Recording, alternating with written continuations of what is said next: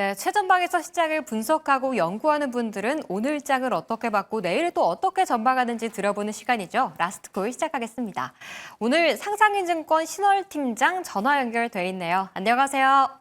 네, 안녕하세요. 네, 팀장님, 오늘 시장 같은 경우에는 좀 하락을 보였습니다. 내일은 그래도 CPI를 좀 반영하면서 올라갈 수 있을지 그래도 기대가 좀 되는 상황인데 내일은 어떻게 전망하십니까? 네, 미국 소비자 물가 지수 나온 지 약 1시간 정도 지났습니다. 근원 물가와 헤드라인 물가 전반적으로 예상치에 부합했지만 해석이 좀 필요한 부분들이 있기 때문에 이러한 부분들을 오늘 미국장에서 증시, 채권 시장, 외환 시장 모두 각각의 스토리텔링을 할 것으로 보여지는데 증시에 있어서 아주 악재는 어느 정도 피할 수 있는 그런 지표의 흐름들이 나왔기 때문에 일단 국내와 대외 요인으로 좀 나뉘어서 내일장 준비해 보는 것이 좋을 것 같습니다. 먼저 국내 요인을 살펴보자면 투자 심리의 지속성은 확인이 되고 있지만 레벨을 뛰어넘는 회복을 위해서는 좀 모멘텀이 필요하다라고 보여지고요. 장 흐름을 바꿀 수 있는 대표 업종, 종목들은 실적이 마무리가 되었기 때문에 지금 이제 이후에 확인되는 업종의 실적 호조만으로는 대세 상승장을 좀 견인하기에는 기대감이 제약되는 상황이라고 판단하고 있습니다. 결과적으로 실적보다는 7월달 흐름처럼 당정과 대통령실에서 비롯되는 정책 모멘텀 제공이 좀 필요하다라고 보여지는데 가장 대표적인 사례로는 이제 대주주 판단 양도세 과세 기준에 대한 부분이 되겠습니다. 기재부는 지난 50억 원에서 10억 원으로 하향 조정안을 발표한 이후에 대통령실까지 오늘 입장 변화가 없다라는 스탠스를 취했는데요.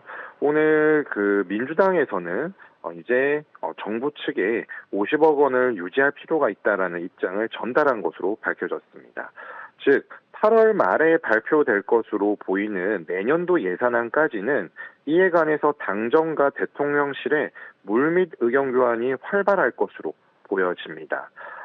특히나 7월 증시의 국내 정책적 모멘텀이 기대감이 증시의 상승을 이끌었는데요. 그 기대감 급락이 8월 증시의 부합으로 전환이 되었고 대표적인 대조적인 사례로 꼽는다라면은 오늘 니케이 일본 지수가 2.2%가량 상승하면서 4만 3천 레벨 근접하고 있는데요.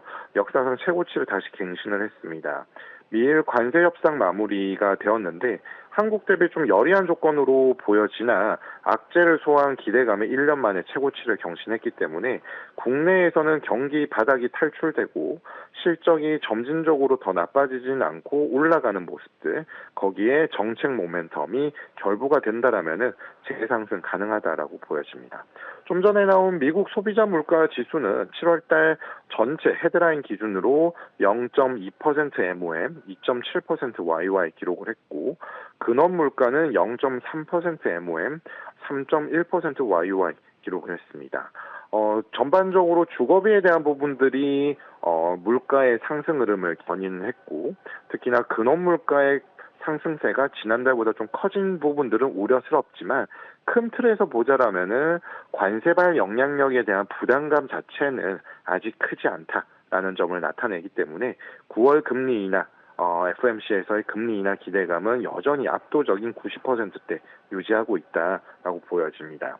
그리고 월말에 예정되어 있는 한미 정상회담 의제에서 업종 수혜 예상 종목들, 조선 반도체, 자동차 배터리 등등에 대한 부분들 좀 살펴볼 필요가 있겠고 오늘 스테이블 코인 발행사인 서클 인터넷 그룹 2분기 실적 발표까지 대기하면서 미국장의 흐름들 좀 살펴볼 필요가 있겠습니다.